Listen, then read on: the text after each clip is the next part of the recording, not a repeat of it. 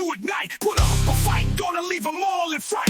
Playing Magic the Gathering on a Saturday night. Summoning creatures, casting spells with all his might. Sipping on more coffee to stay awake and bright. Caffeine rush fueling his creativity inside. Got a YouTube channel where he's shining so bright. MTG3, the show that takes flight. Hello and welcome to Super Fast Tortoise's MTG3.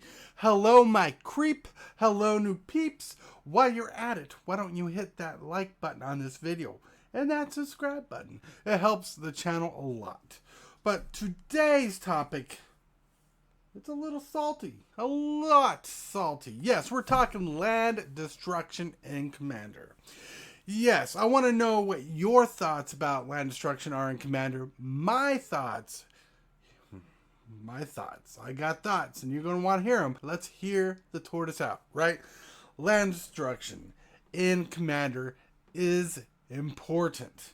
Now, at a core 2 level, it's not that important. But at a bracket 3 level, oh my lord, it starts being needed because you get in some crazy lands, right? Crazy lands in bracket 3 because the lands in the Commander format are not banned, right? You can play them in brackets, in most any bracket almost, but they got that fixed in the bracket levels I've seen here.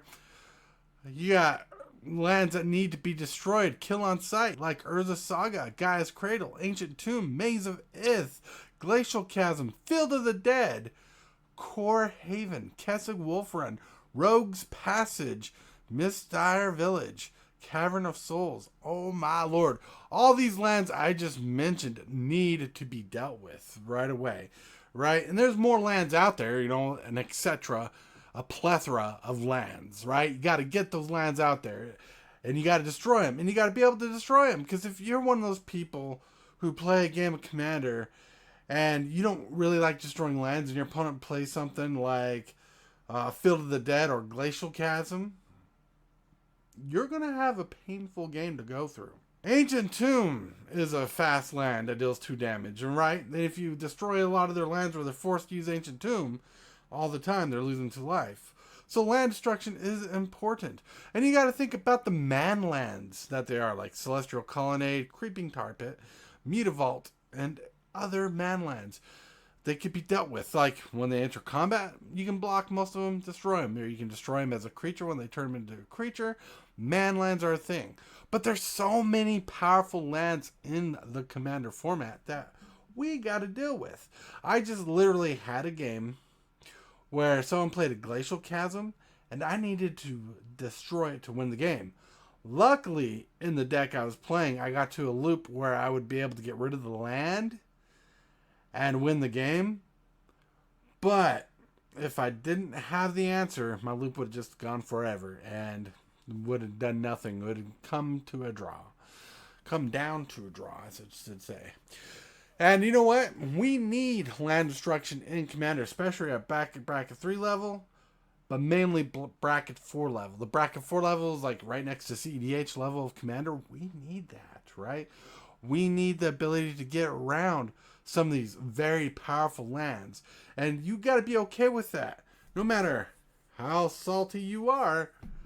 But land destruction is important, right? And there's plenty of them. All the cards I've listed so far are not banned in Commander.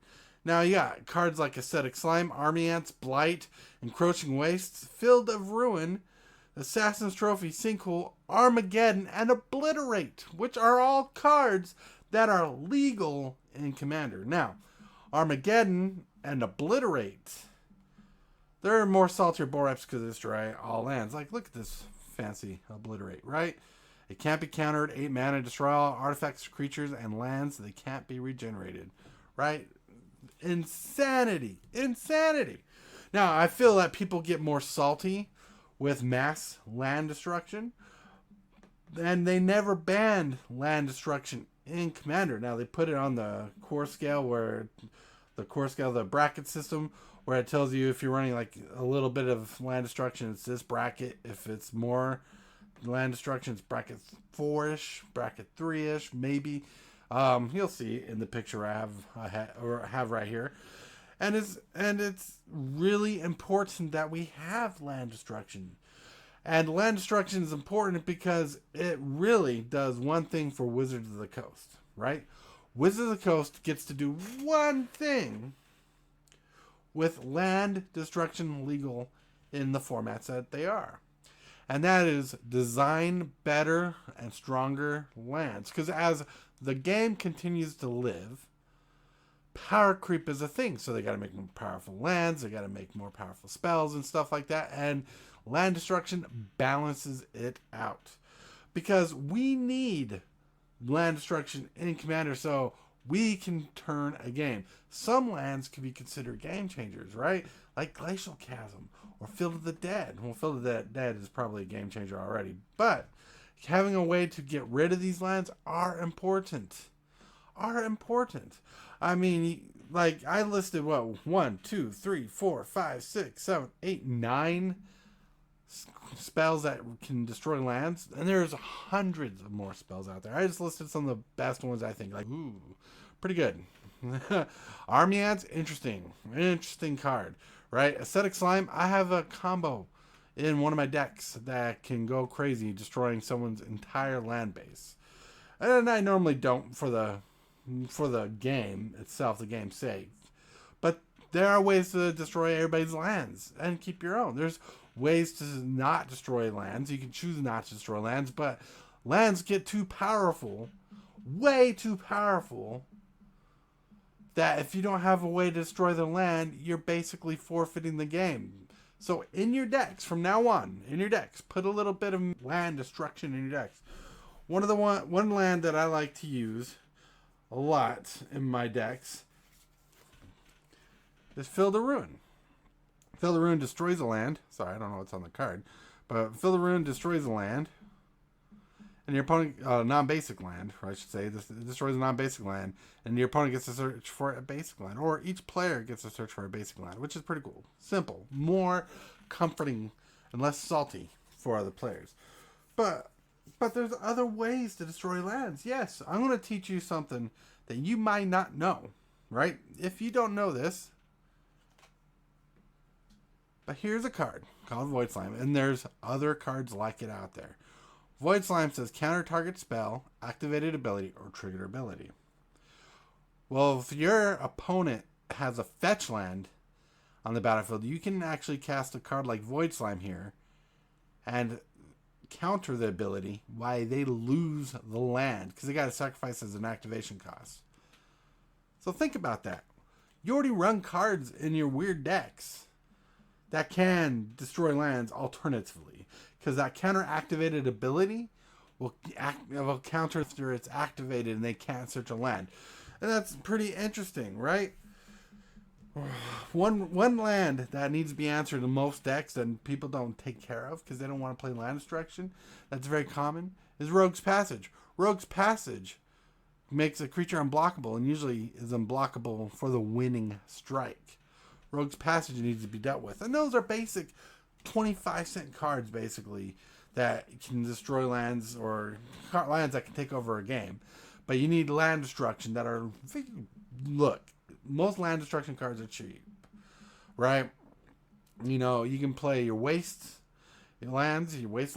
Yeah, you can play your wastelands and stuff like that. Always have a way to destroy land. That's what I'm saying.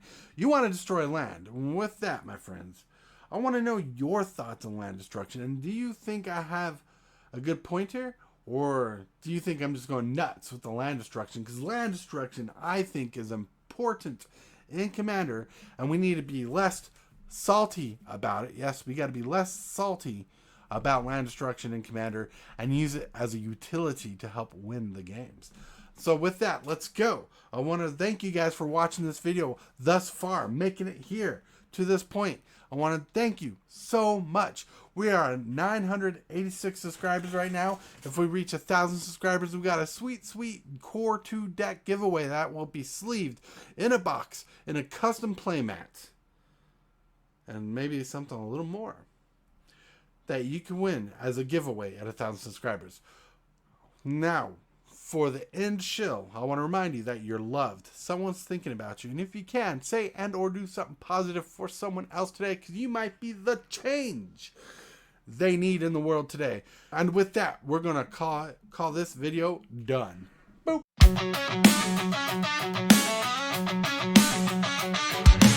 Start the morning with coffee in your cup. Time to hang out with friends and chat it up.